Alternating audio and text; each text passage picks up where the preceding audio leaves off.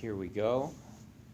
I have not uploaded last week's class yet to the website because of the moving. I didn't have time. I had to, kind of put all the computer stuff away. And then I ran into some computer issues when I tried to upload it. So I should get those sorted out by the end of the week, and then I'll get everything uploaded again.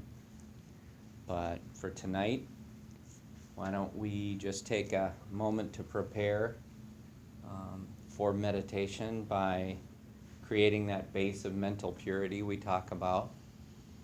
That base of mental purity, it can be really easy to establish it at first just by taking an honest look at whatever it is that you're carrying that might make meditation difficult. And so if you think about that, it's oftentimes something as simple as, I'm a little worried about this or that, or I'm a little anxious about meeting this deadline or schedule, or I'm a little perturbed about what so-and-so said the other day, or, some of these kinds of things.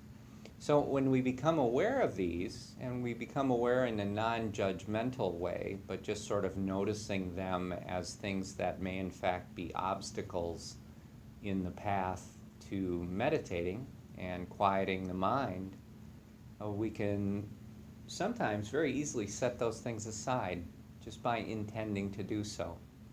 So it's not a saying I'm going to forget about them forever or just not care, but it is these things can be hindrances on the path. I will set them aside and return to them later and work with them in a constructive way. So that can be the first part of establishing that base of mental purity.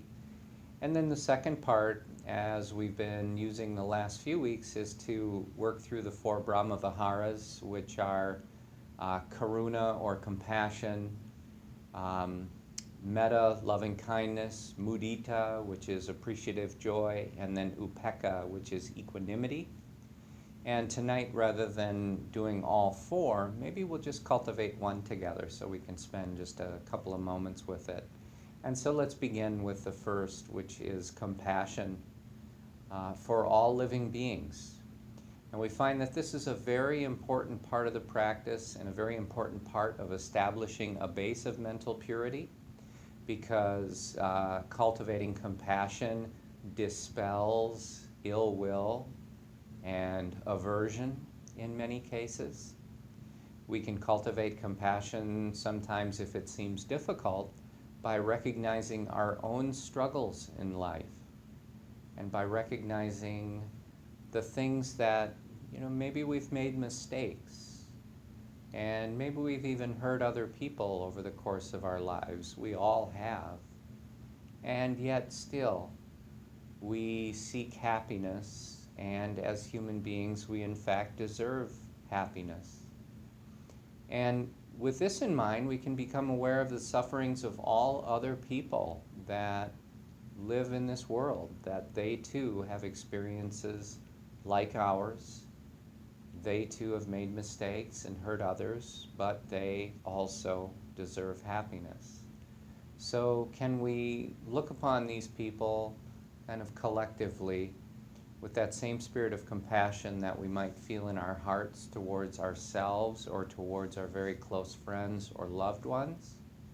And can we extend that compassion outward to all other beings? And just think the thought that may all beings be free from suffering and its causes. May all beings be free from suffering. May all beings be free from the causes of suffering. And just with that, we feel a real softening and an opening in the heart. The mind starts to loosen a little bit, and we just begin to feel better, like right now meditation is much more of a doable possibility for us. So I'll ring the bell to conclude this little part of the practice.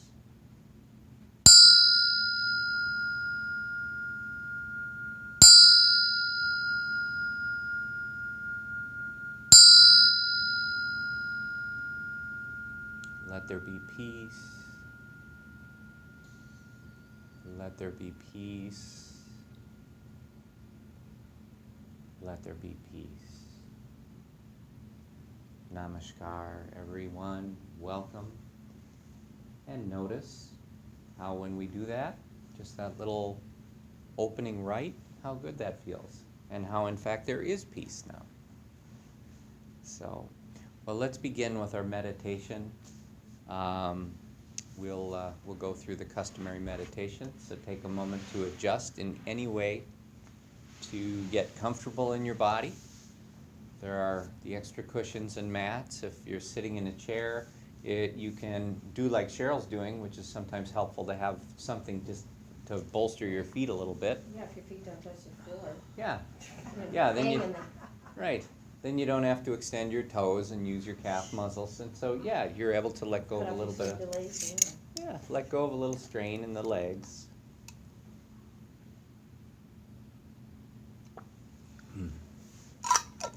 All right.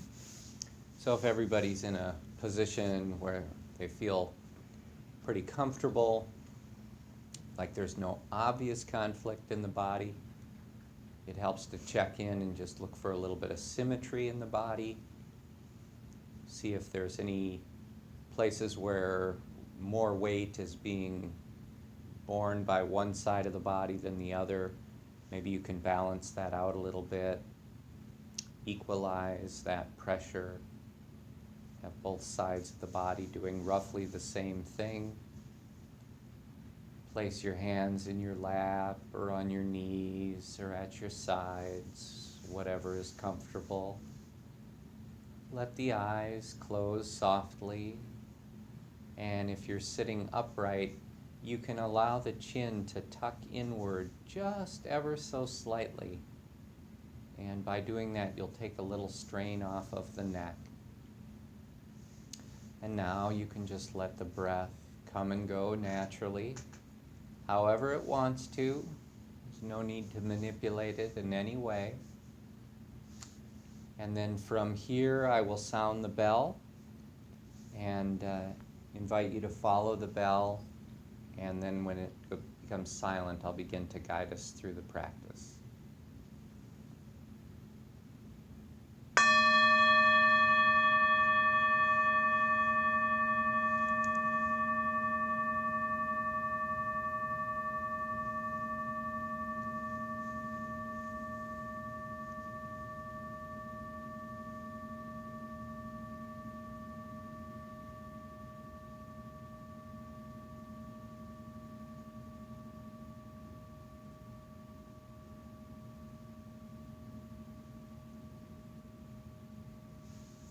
Follow the sound of the bell. Follow the sound into silence. And let that silence be an invitation to turn your senses inward. And that silence really is a very welcoming, very warming place to turn your senses. The normal habit of the mind is to be projected outward into the world around us. And sometimes the world around us can be a pretty hectic place. So it is a great source of refuge to be able to use the silence of the mind and body to turn the senses inward and to cultivate peacefulness. And a good way to establish the sense of presence, turning the senses inward, is to just get in touch with what it feels like to be sitting or laying in your own body. If you check in with it with an open mind, in a non-judgmental way, you get a feeling. This is what it feels like to be sitting here or laying here in this body that I occupy. Just get in touch with that feeling. Establish awareness of that sense of presence. And now let's bring that awareness together up to the top of the head and to the area of the scalp. We'll move that awareness throughout the scalp and open it up to any physical sensations anywhere in the scalp. So take your time with that. Sometimes it takes a few moments. Sometimes it takes a few breath cycles. And then you may begin to notice sensations of temperature or sensations of air movement. Sometimes sensations on the surface of the skin, like a little bit of a tickle or an itch. Anything you feel. These sensations will come and go. Sometimes as they last for a few moments, they'll even change over the course of their existence. You can observe these sensations. As we do that, if you notice any tension anywhere in the scalp, that tension can simply be released. Just allow it to leave the body. Maybe you can visualize how that might appear in your mind's eye. The tension leaving your body, getting that invitation to exit the body, leaving you peaceful. Continue to observe the sensations in the scalp. In this way, we maintain a continuity of awareness. And we can keep that continuity going by lowering the awareness now into the forehead. Let it pass through the temples. Let it move down through the eyebrows and finally into the eyes. And again, open up to the physical sensations. There's nothing special that you need to feel. Nothing that you shouldn't be feeling. Just whatever you notice in these parts of your body at this moment in time. Observing them objectively, letting go of the thoughts that sometimes come up around the sensations, and allowing tension to leave the body anytime you encounter it. Establish this habit of meeting tension with complete release. It's really that simple. Meeting tension with complete release. And the only requirement in that equation is that there must be awareness. Awareness of that tension is what allows you to release it. And then from the temples, we can move our awareness downward into the ears. And as I name these parts of the body, just feel the work of awareness moving through and illuminating the sensations for you in those areas. And also illuminating tension in these parts of the body so that you can respond by releasing it. So moving from the ears now forward into the cheekbones, passing through the cheekbones, moving forward further into the face. From the eyes, allow the awareness to drift downward. Let it pass through the nose, through the lips and mouth and chin, observing the sensations throughout, and letting go of any tension.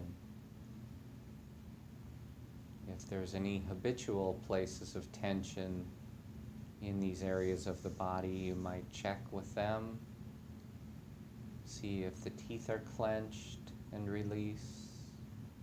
See if the lips are pursed. Soften them. See if any of the muscles of the face are holding tension and let that go.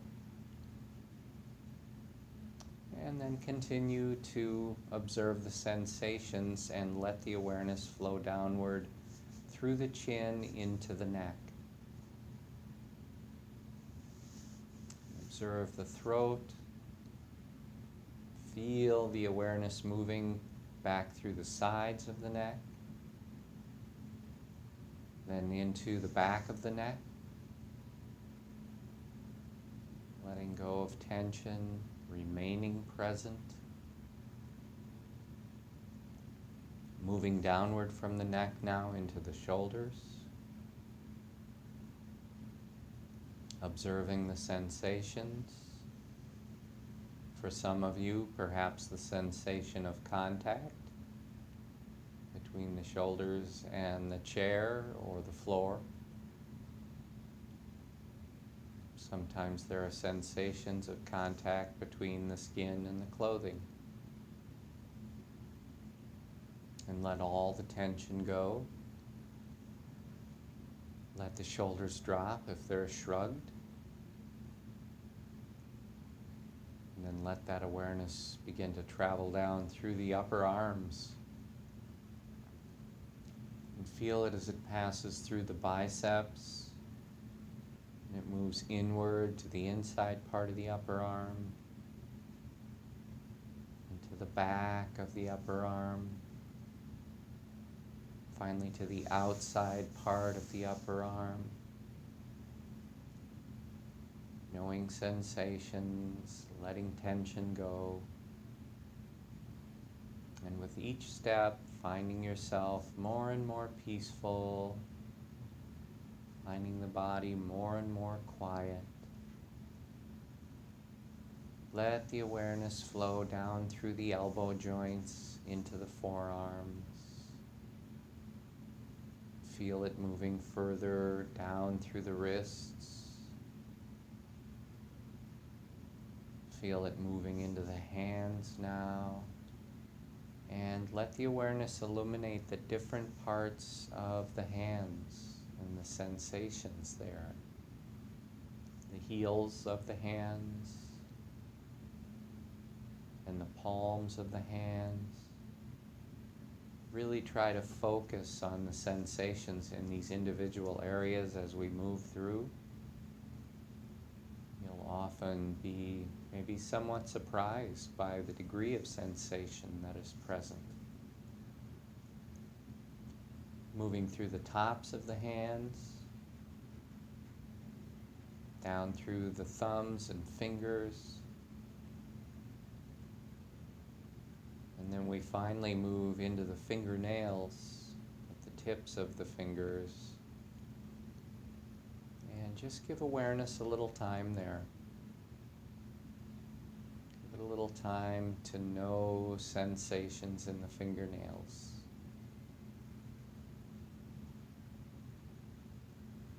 And you may begin to notice some very subtle sensations. This is an indication that your concentration is getting stronger and that your ability to focus the mind is getting stronger. Now, from the fingertips, we'll maintain the continuity of awareness as we make the move to the top of the chest. Let the awareness spread across the collarbones. And then begin to feel it flowing downward through the chest, passing all the way through down to the base of the sternum. And then once you're in the sternum, let it move outward, passing through the rib cage. Just keep noticing sensations, not reacting to them. Just being present with them, allowing tension to go, creating no conflict around the tension, bring the awareness to the underarms. From here, you can begin to move the awareness downward through the sides of the body, all the way down to the waist.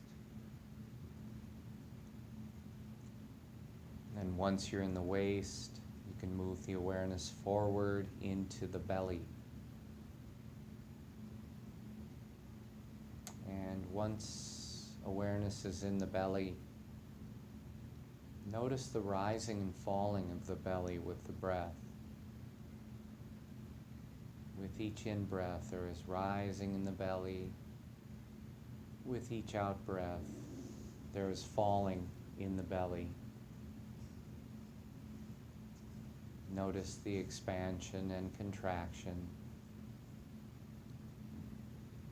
And if there's any tension in the belly, which is so often the case, just let that tension go. Let your belly be free and soft, completely relaxed. And then from the belly, we're going to bring the awareness around to the top of the back. And we can start there at the base of the neck. Just begin to move the awareness downward through the shoulder blades and through the upper third of the back. Just knowing those sensations just as they are, letting tension go, staying present, letting the awareness move downward through the middle third of the back. Once again, just observing the sensations, whatever they are, not reacting in any way, letting tension go, moving the awareness down into the lower part of the back, letting the tension go, just observing objectively. If you have any discomfort in the back, you might find it difficult to release the tension around it. Sometimes it's helpful to realize that you have unlimited spaciousness in your mind and in your consciousness. And then no matter what the sensations are on the surface of the body, you can easily allow those sensations to be present without needing to react to them in any way. You find that if there's pain in the body, you can allow pain to be as it is without reacting. And if there's discomfort in the body, you can allow that discomfort to be without reacting. Just give it all the space that it needs. And then let the awareness flow through without blockage.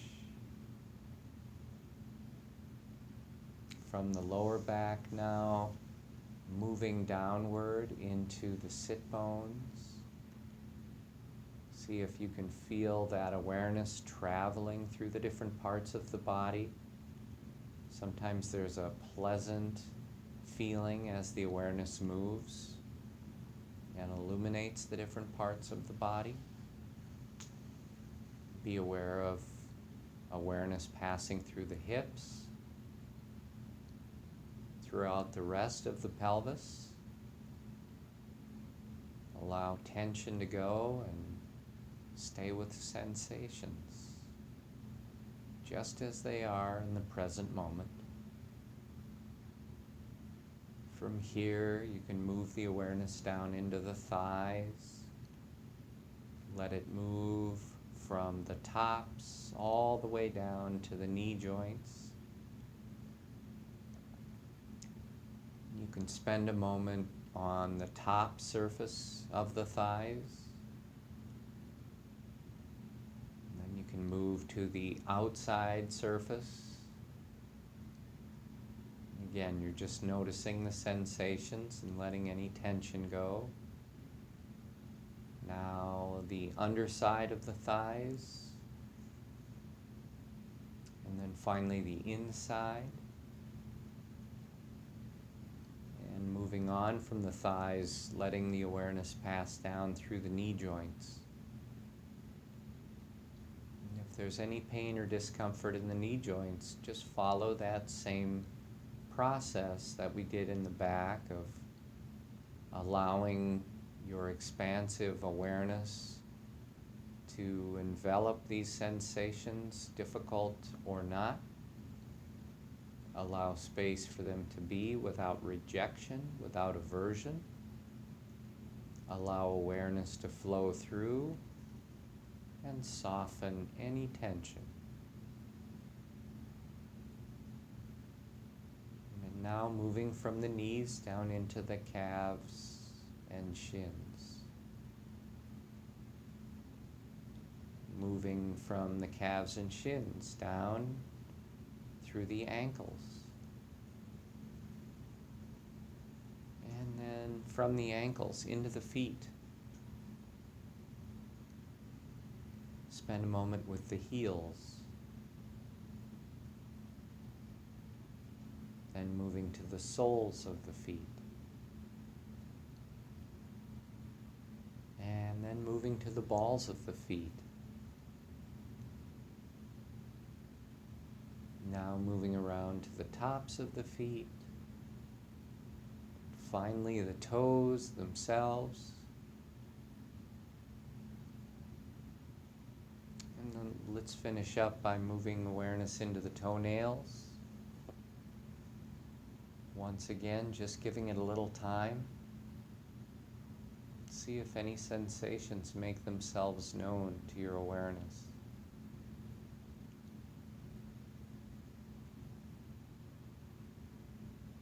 If you notice sensations, often they're very subtle, but again, these are indications that your concentration is strengthening, that your ability to focus the mind is getting stronger. This is all very helpful in the practice. From the toes now, let's bring our awareness one more time up to the top of the head and to the area of the scalp. And this time, feel free to move the awareness down through your body at your own pace. So you can do this slowly or you can do it quickly. But try to move through roughly on the same path that we followed together. It's good to follow the same path each time you do this practice, just so that no part gets left out, that every part receives the observation.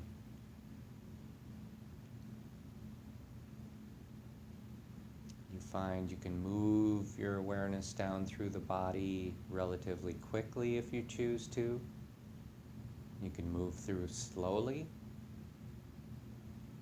But do take enough time to just notice the sensations, if only briefly, to notice and release the tension. Noticing any parts of the body where tension has returned or reappeared since releasing it. And knowing that this might represent an area where we habitually hold tension in the body. So for me, those places are often in the jaws,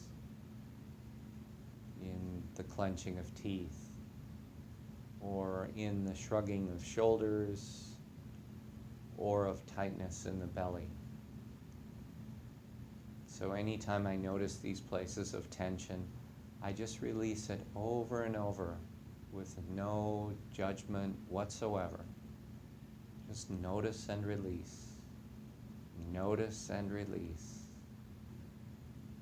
And I find my body softens. I feel more at ease, more well-being. Once you've had a chance to move your awareness all the way through the body, letting go of the tension, beginning to create new positive habit energies of releasing. Let's bring our awareness up to the base of the nose. And we'll start at that little patch of skin beneath the nostrils and the upper lip. And just focus on that for a few moments. As you focus on it, notice with your awareness when you are breathing in, and notice when you are breathing out. So you could even softly note here, breathing in, breathing out. And as you breathe in, try to remain present for the full duration of that in-breath. Staying with it as it changes, it slows, it pauses. And now it becomes the out-breath. You stay with the out-breath until it slows and pauses. Becomes the in-breath. Breathing in, I know that I am breathing in. Breathing out, I know that I am breathing out. And as you continue to observe the movement of the breath, become aware of the full duration of the breath. Stay with it, the full in-breath. Stay with the full out-breath. Observe all the little subtleties of the breath as it comes and goes. Open up awareness to the touch of the breath. As you're breathing, you notice that feeling of touch somewhere within the triangular area of the nose. Notice that feeling of touch. And then open up a bit further to sensations within that touch and within the breath. Feelings of warmth. Feelings of coolness. Feelings of moisture. Feelings of dryness. Each in-breath, there are different sensations. Each out-breath, there are different sensations. Remain with the movement of the breath for the full duration and the touch of the breath, and for all of the subtle sensations in the breath. Just stay with it. If any distraction arises that pulls your awareness away, that is a perfect opportunity to recognize it and simply return your awareness to the breath. And if you need to do that again after just a moment, that's fine. Just return once again. And if you need to, return once again. Sounds will occur. There's no need to judge them or hang on to them. Just let them go. And you find it does not create even a ripple in your consciousness. If you become aware of strong sensations, physical sensations anywhere in the body, and that pulls your awareness away, in the moment of noticing that, you have a wonderful opportunity to simply return to the breath. Go back to the nose, let go of the distraction. And again, do this over and over as often as you need to. Sometimes the mind will pull away from the breath and begin imagining or planning or thinking. If you notice this, follow that same process. Just acknowledge it and then move the awareness back to the breath. Reestablish awareness. All of these distractions will continue to come and go, but they will go of their own accord. They will pass away. They will pass away. And let's spend just a few minutes together in silent meditation, working this way with the breath, letting go of our distractions over and over. And in just a few minutes, I'll sound the bell to end the meditation.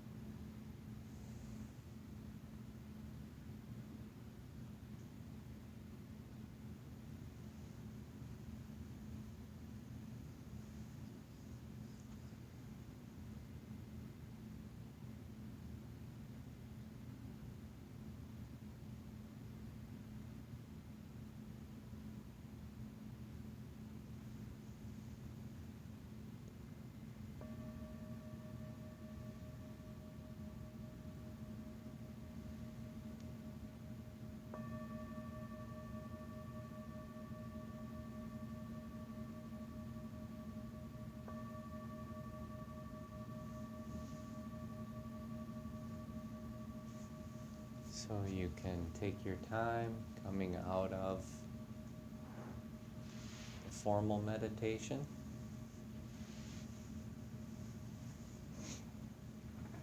But as you do that, you can maintain the quality of calm abiding that you've established,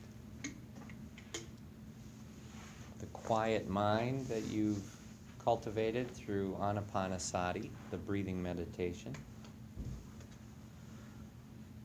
Some of the very basic insight meditation practice or vipassana practice that we cultivate through the simple noticing of distractions, and then rather than reacting, just letting them go. Just doing that over and over, we start to develop this wonderful new habit of just releasing. Just releasing.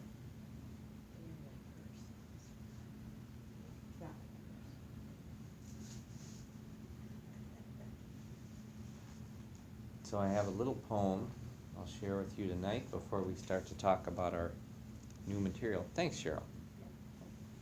This one is called Love After Love, and this is by a poet named Derek Wilcott.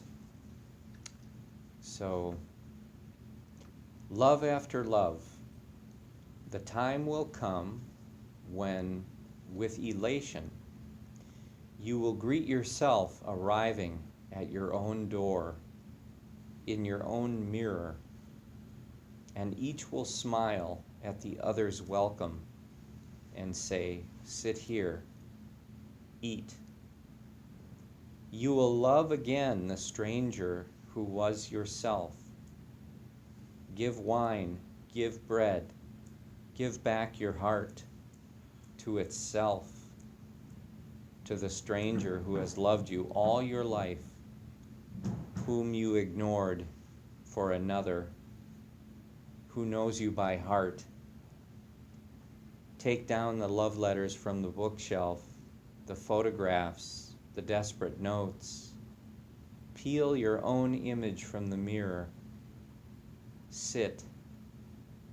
Feast on your life. When I read that poem, it just made me think of mindfulness and the mindfulness practices that we do, where we become so aware of the five senses and all of the experiences of the five senses on an ongoing basis. And sometimes doing that with the orange meditation or the coffee meditation. I think everybody in here has the book, and those are all detailed in there. But these are some ways that, to me, they really get us to this place where you're sort of getting in touch with that authentic part of yourself, maybe for the first time in a very long while. And you realize that that authentic part of yourself, it doesn't require a whole lot to be very content and to be very blissful, really. The experience of eating an orange, or the experience of looking at a sunset, or watching a thunderstorm kind of roll in. Any of these things are so available. They cost absolutely nothing except for your willingness to pay attention. That's the only cost. And so, again, this poem just sort of makes me think about those mindfulness practices and how they connect us so beautifully to that ability to feast on your life. Feast on your life. So I encourage you to do that with simple things, sunsets, clouds, being with pets, being with loved ones, holding somebody's hands, touching someone, looking someone in the eyes, any of these things. They're really kind of wonderful, miraculous, really powerful experiences. And they're there for us. So I invite you to look for those and to take advantage of them.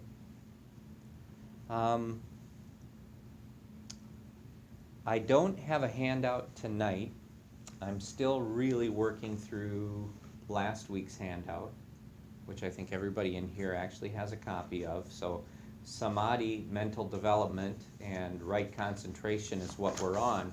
Inside of that handout, and I got through all of this last week, but inside of that handout there's something called the 5 hindrances.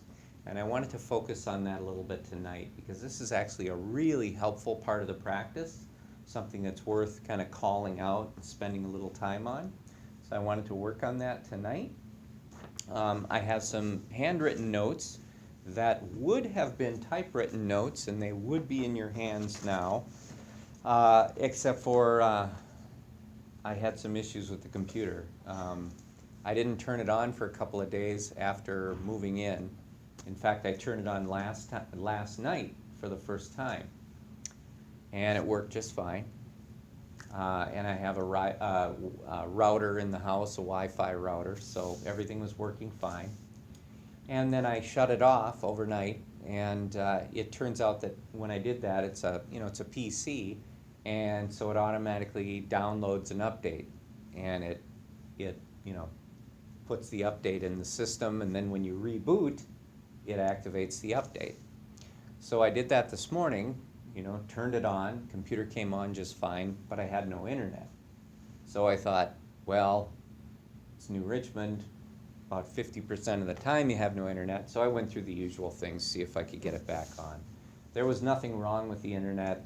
Wi-Fi router was working fine. Computer wouldn't turn Wi-Fi on. I tried a few things, called tech support, got a person. Yay. Yeah, Amazing. spent an hour and 20 minutes on the phone with the person, guiding me through step by step. I needed an Ethernet cable so that they could get remote access to the machine, so I had to stop, run to Walmart, get one, come back, hook it up, call back in, got in touch with a person again. They proceeded to do a number of fixes, including a full system upgrade remotely, none of which solved the problem. So the only way I have internet access is to connect the machine to the router, which is in the basement, and I've got a 7-foot cord to do that, and so it's not really a practical place for that. So Friday they're supposed to have level 2 tech support call me, and they're going to see what they can do. Oh my God. So it was kind of an interesting experience. The second time that I was on there was for an hour and 44 minutes. So it was probably it was almost 4 hours then, about 3 hours and 45 minutes of time. And of course they were very helpful, and everybody was pleasant and doing the best they could, but we couldn't get that problem solved. And I actually had to kind of remain physically present because there were times where I had to disconnect the Ethernet cable and then do some things manually on my end and then plug it back in, and then he would do things. So anyway, it didn't work, but that was quite an experience. So I was unable to do this because the only way I can print is wirelessly, and because the router doesn't work and the Wi-Fi, I can't do that. So I have to go buy a old-fashioned printer cable. But the funny thing is, when I was packing away my electronics, I think it was last Thursday, I was packing them away, and I came across an Ethernet cable and a printer cable. And I thought, when's the last time I used one of those? These are Stone Age. This is like such old technology. I thought about throwing them away. I didn't, but I did put them in a box that ended up in my storage locker, so I didn't have them at home. So just kind of a funny thing. I still have those, but yeah.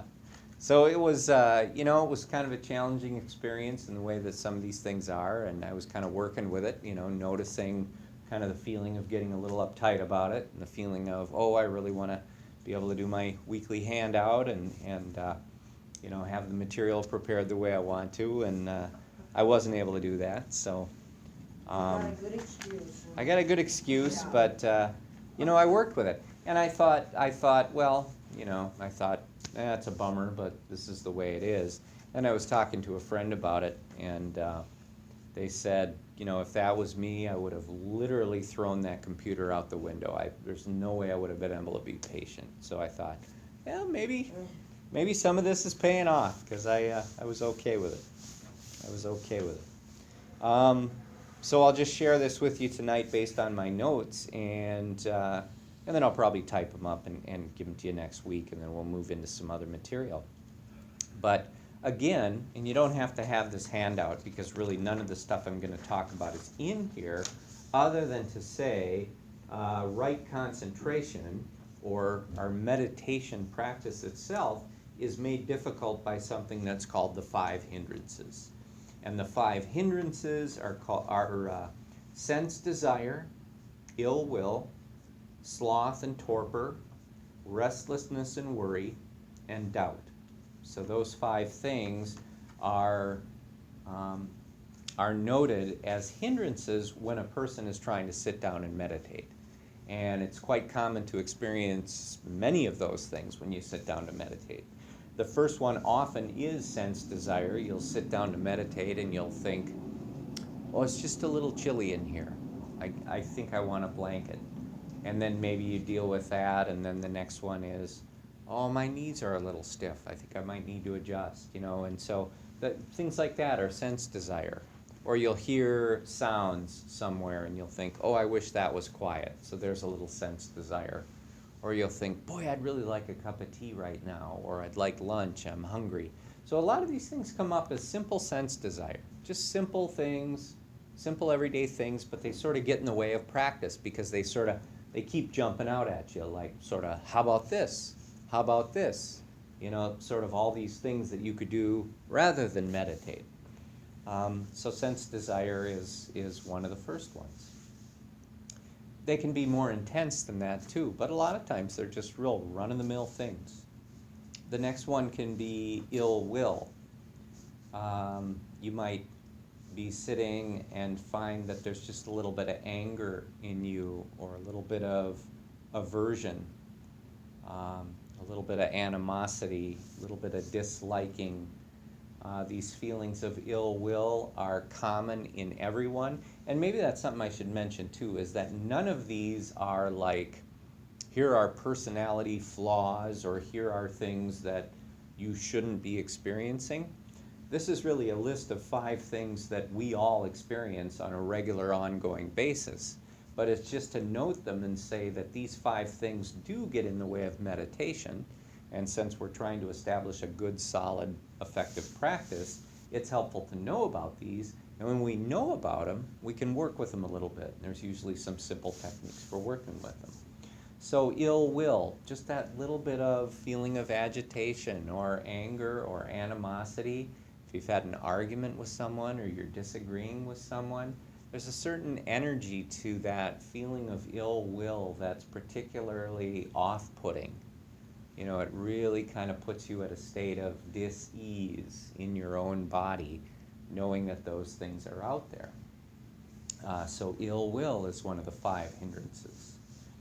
Sloth and torpor. Sloth is the mental aspect of it, or it's the physical aspect of it, excuse me. You can just feel, maybe just feel, I'm too tired to meditate. I don't want to do it. I'm just too exhausted. I need to take a nap instead.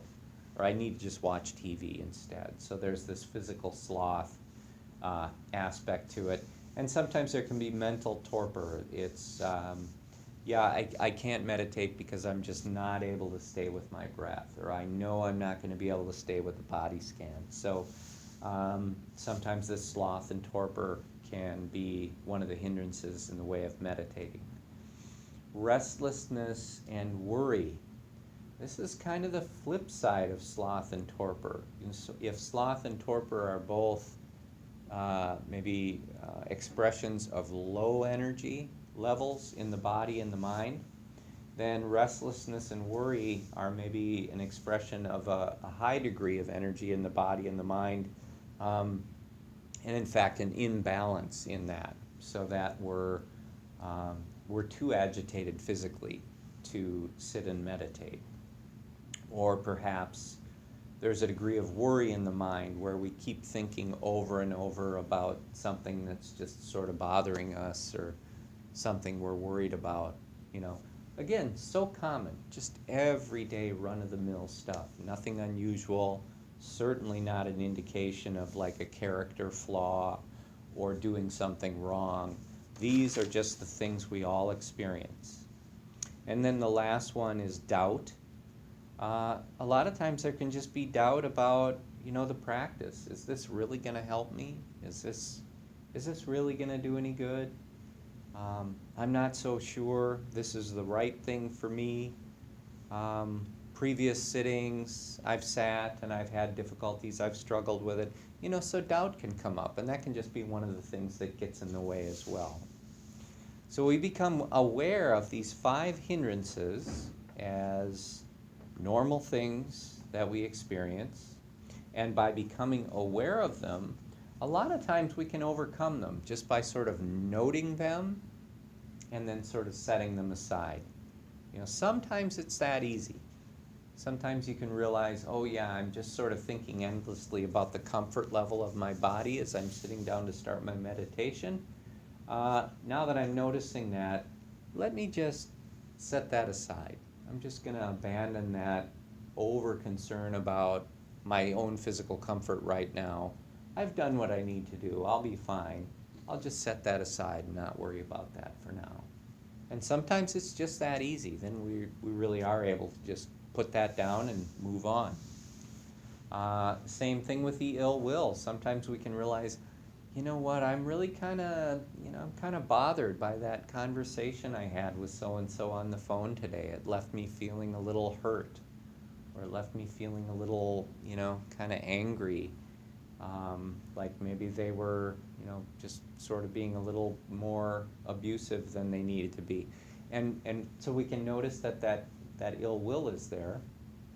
And so it's not that we're not going to honor maybe that feeling, but again, sometimes it's worth a try just to say, well, can I just put that down for now? Maybe I can let me just set that down for now. Let me just see if I can do that.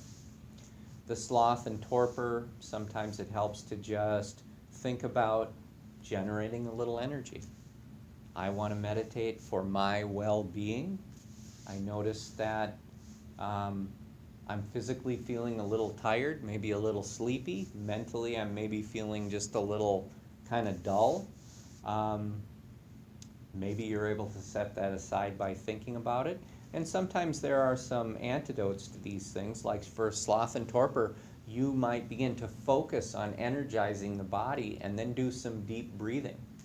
You might think to yourself, breathing in, I am breathing in energy in the oxygen that I'm breathing in. I'm oxygenating my body.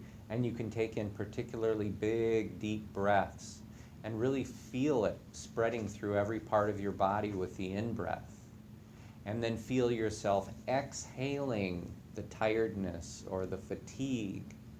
You can feel yourself inhaling energy, oxygenating the blood, filling the body with energy, expelling any sleepiness, any negativity. You can maybe do that over a few breath cycles and generate enough energy in the body to offset that sloth and torpor.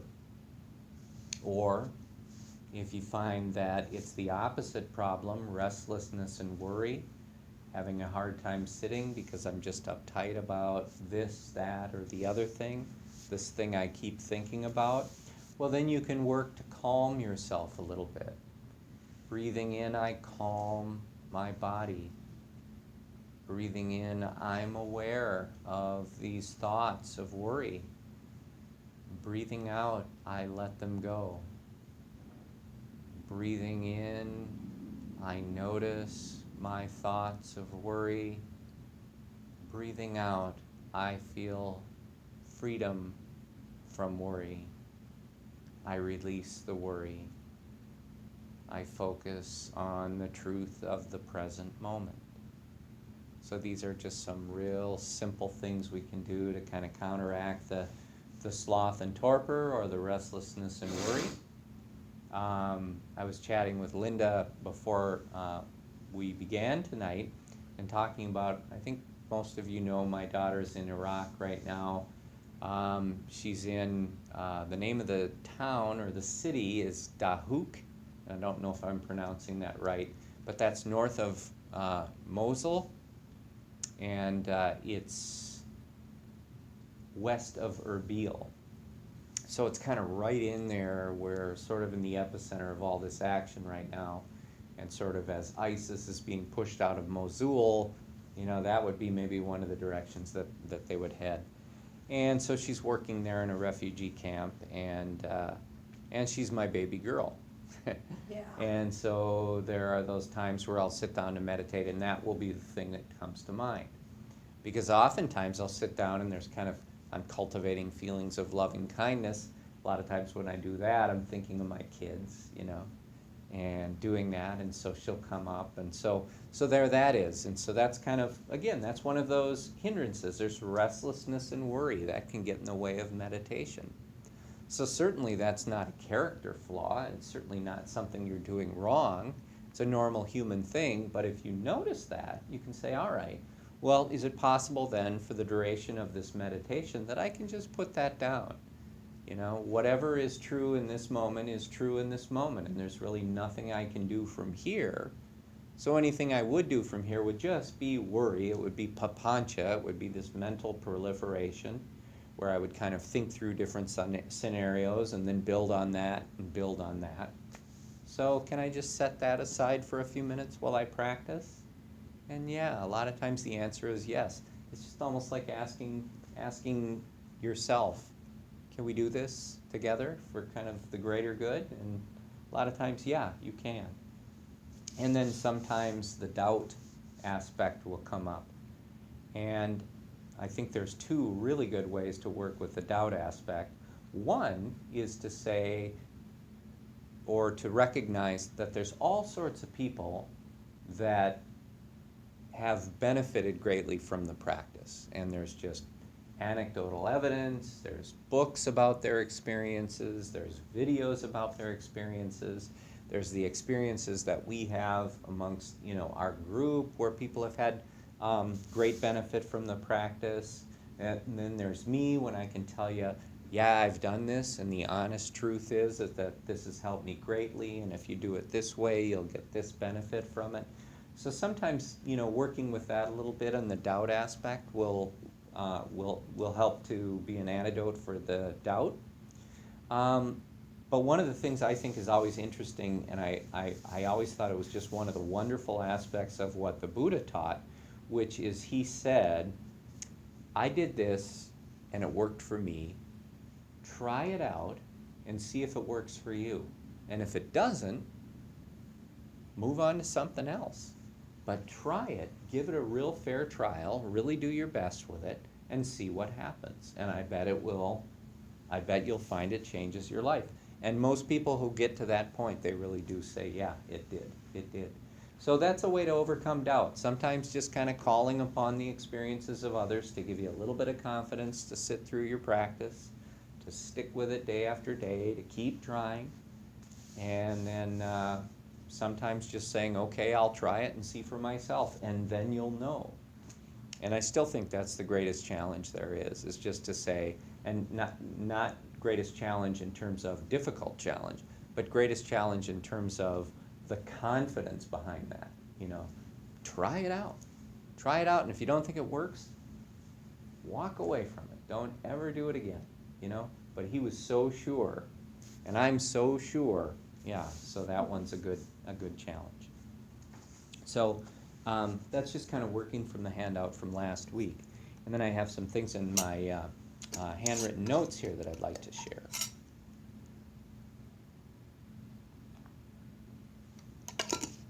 So it's, again, we're keeping in mind that these 5 hindrances get in the way of being able to meditate. But one of the things we also notice is that everything we experience on the meditation cushion or during the meditation practice, a lot of times I just call it, what we do on the cushion regardless of how we sit or lay. But what we do on the cushion, our experiences there carry over to the rest of our lives. It's very obvious. And so the insight, those moments of deep insight, or when we deeply penetrate something and it's like, aha, there's kind of those aha moments. Those don't end at the meditation cushion. They will carry over to the things that you're doing outside of that. So just your personal interactions with friends and families and partners and coworkers and all of those sorts of things, really with all of your experiences. So these 5 hindrances, on a conventional level, they hinder meditation practice, but more broadly, they also hinder Dhamma practice and your attainment of nibbana, which is kind of freedom from this suffering that's caused by attachment. So when we talk about the base of mental purity, we're looking for some of these obvious defilements or hindrances, and we're suspending them. And then we're cultivating the wholesome states instead. And again, don't look at these 5 hindrances as shortcomings. Rather, noticing what is present in all human consciousness. When it is present in yours, gives you a chance to work with it.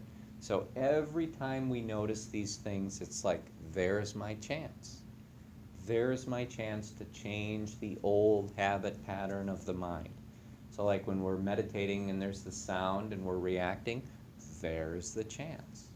When we're meditating and now we're thinking about what we're going to do later on tomorrow, we notice that, there's the chance. So really think of every time you recognize that you've kind of stepped away from what you're supposed to be doing in the practice, it's like instead just think, there's my chance. There is my chance. Because those are your opportunities to strengthen it. So the practice on the cushion eventually becomes our relationship with life itself. And then one thing to think about these 5 hindrances is how they are major aspects of self-view and also of wrong view. I mean, with all of these things, sense desire, ill will, physical sloth and mental torpor, restlessness and worry and doubt, there's a pretty heavy dose of I in all of that, because who's the one that's having the sense desire? Well, it's me. I want to feel this pleasurable thing. I want that yummy food. I want this nice experience. I don't want this painful experience or this boring experience or this frustrating experience. So there's these strong sense desires. Sense desire is, by definition, that's something that's coming out of I, ego identification. Ahankara and mamankara, I-making and mind-making is what that means in Pali. Ahankara and mamankara. I think we talked about that maybe a couple of months ago.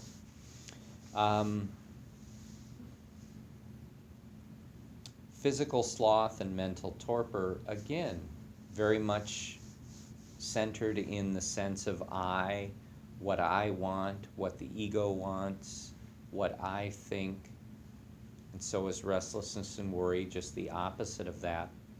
Sometimes it's helpful to look at those things and just say, where is the sense of I in this? Is it pretty strong? Is that sense of I pretty prominent in all of this wanting and not wanting? And you'll find that it often is. And so the next step is to work with what is called deliberate overcoming. Deliberate overcoming. So noticing what's there, again, you can often tell it to go, and often it will go. But if it doesn't go, you may need to sit with it and deconstruct it further, and maybe further still until it finally goes away. The way the Buddha described it was taking it apart piece by piece. And as you do that, the pieces get smaller, and you take those apart and they get smaller, and you take those apart and they get smaller.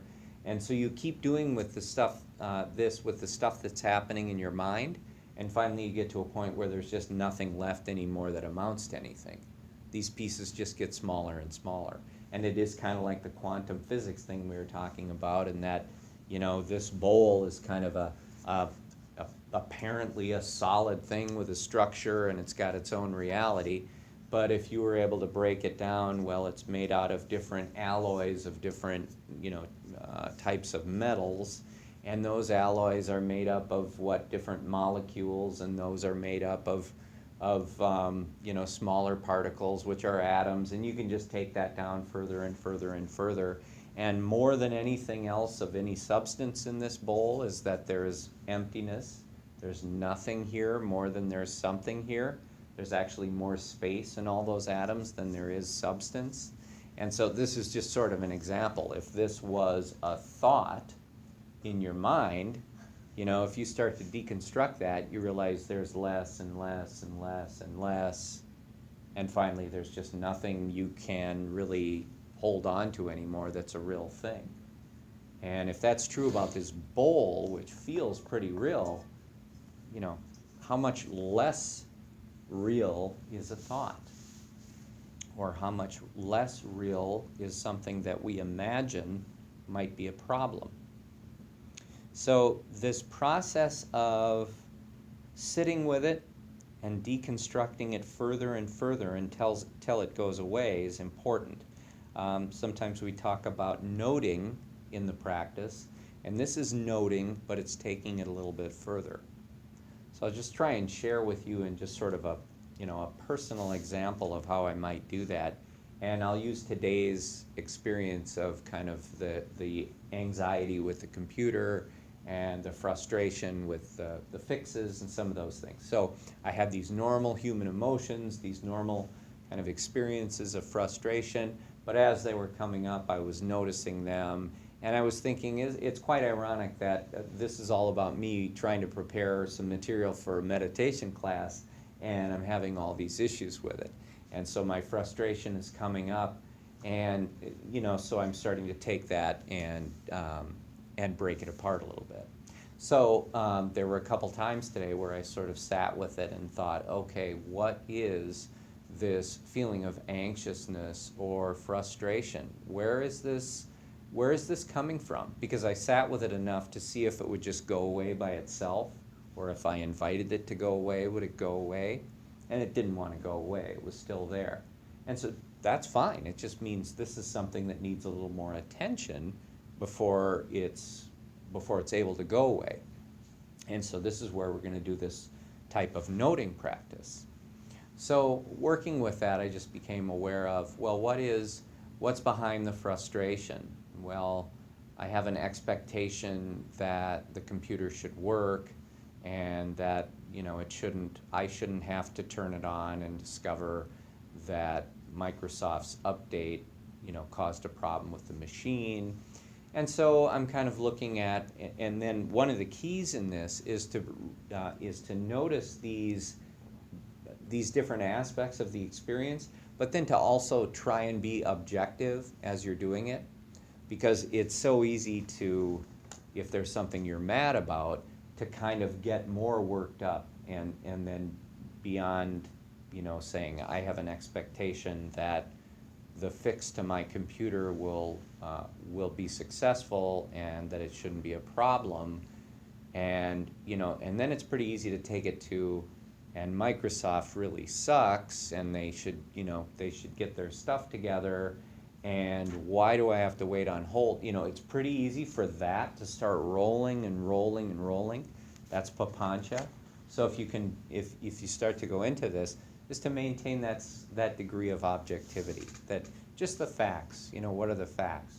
Well, yeah, I'm frustrated because I had an expectation and it didn't work out. So I'm aware of this frustration. Well, what else is in there? What are the other things that I'm experiencing around this frustration? Well, I want to, and this is honest stuff from today, well, I want to be able to prepare a handout for the group like I always do, and I don't want to go in there and feel like I don't have anything and feel sort of like I'm not doing a very good job, or that I'm not a good teacher, or that I'm not providing helpful material. So there's sort of that, okay, there's some emotion around that. There's this idea that I want to feel this way. What's that all about? Well, I guess I want to be perceived by people as someone who's organized and together and thoughtful and a good teacher. And so this might reflect on me negatively. Okay, so there's that. And what are the other things that I'm experiencing around this? Well, there's quite a bit of frustration about moving into the new place and having difficulty finding different things, and I couldn't find the cables and so forth, and and so it's just sort of one thing after another. But as I'm going through this and I'm just really honestly looking at it, and I'm not laying blame, and I'm not saying, and I'm a bad guy for thinking this way, or what kind of a meditation teacher am I to have these thoughts and ideas? But it's just really, yeah, this is all the stuff that's around that. And as I did this, it started to really soften that feeling of uptightness and that feeling of sort of inadequacy that I was afraid to display. So it was just this really kind of deconstructive noting. Isn't your son real tech savvy? Or they got you a little... Yeah, He's fairly tech savvy. The only thing is, he's an Apple guy. Yeah, and so I was just gonna say, didn't he tell you to get an Apple? Yeah, and I I'm went through that with my kids, and I wanted an Apple. My husband had a PC, and we just, I went crazy with that PC. Sure. I like, the Apple's a lot easier to work with. I'm Yeah. sure your kids told you that too. So, but, so for that, yes, he is pretty tech savvy, but it might as well be him speaking Latin and me speaking German for all the good that's gonna do, because, Yeah, Apple and a PC are two different that's planets. right. And But Apple's a lot friendlier. right, but at this point in the game, I don't have, that's not really an option for me. Next time, Yes. when you throw that one out the window, then. Right. There's the acronym that I've shared, and it's actually on the website, RAIN. And this one comes in handy for the kind of stuff that I'm dealing with now. This specifically addresses it.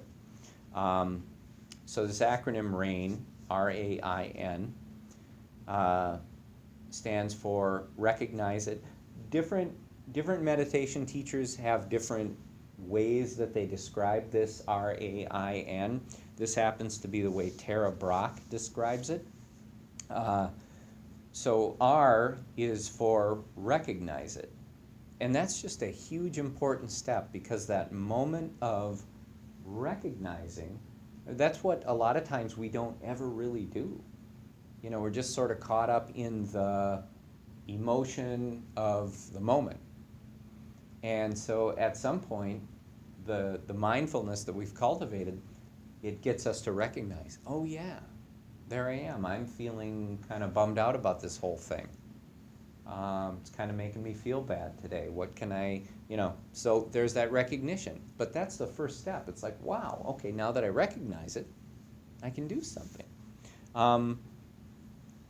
It's kind of like in one of the Buddhist parables where, Buddha talks about a guy getting hit by an arrow and having an arrow stuck in his body. And he goes through a bunch of steps in this process on dealing with the arrow. But, the first one is, if you're going to do anything about it, at some point you have to recognize, oh, I've got an arrow in me. And when you're in the heat of battle, you could have an arrow in you and not notice. You really not notice it. And then maybe when things settle down, it's like, hey, I'm wounded here. So the first one is recognize it. The second one, and this is also very important, is to accept it. Because if you recognize it and then right away the reaction is, again in my case, if the reaction was, and Microsoft sucks and they did a horrible job and I'm really mad at those guys, then what that is, you're creating all this aversion, you're creating all this negativity around it. So, you've recognized it, but now you're using that almost as an occasion to be more upset. So the idea is to accept it objectively, not to accept it as in, yippee, my computer is broken, but to accept it as, this is the reality of the present moment. This is the way it is right now. This is the truth. There's nothing I can do about that. There's a few steps I can take, but that's kind of what we move into. The next one, I, is for investigate it. Be curious. What is it like? And so that was kind of what I was sharing with you before. It's like, what is this yucky feeling that I'm experiencing around this computer issue?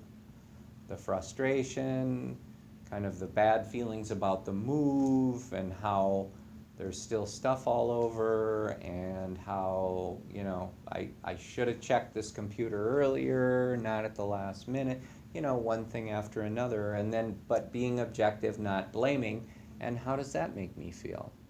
And how does that make me feel? So that's the investigating it. Be curious. What is it like?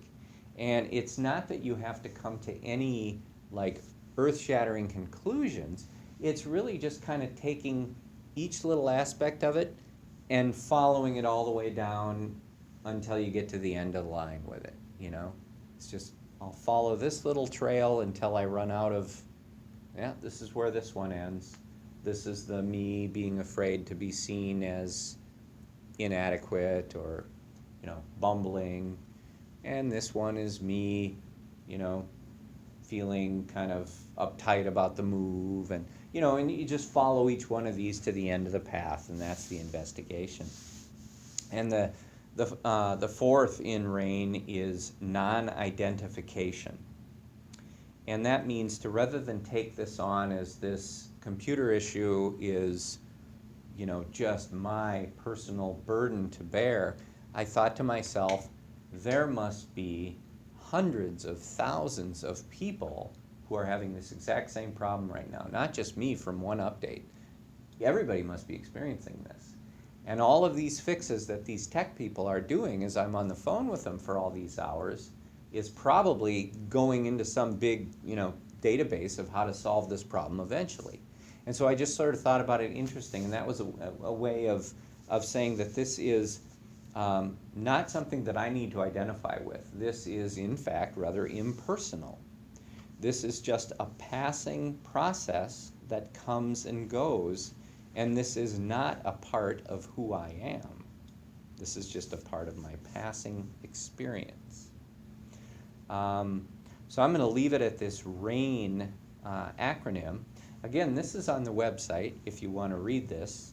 My intention for next week is to have this in handout format so I can share it with you. And so we'll investigate this some more, but this is such a helpful thing to work with because it's really where the rubber hits the road for so many of us, just with the real day-to-day experience of nothing big or special, just stuff that happens and doesn't work out right. So it's kind of a wonderful thing to even think about it in these terms because it sort of makes you feel warmer and maybe more liberated from it as it is. This went by really fast.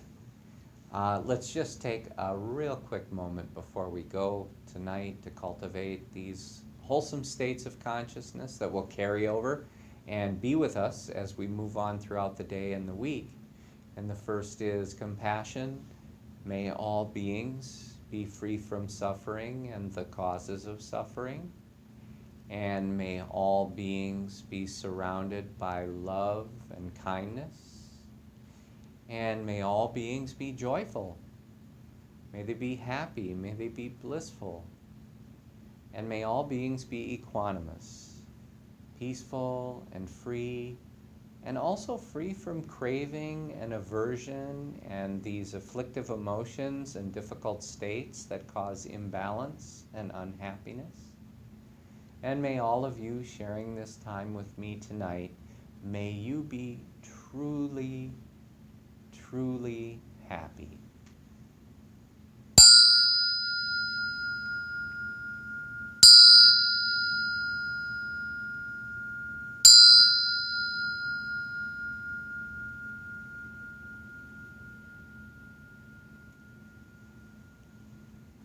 Namaskar, everybody.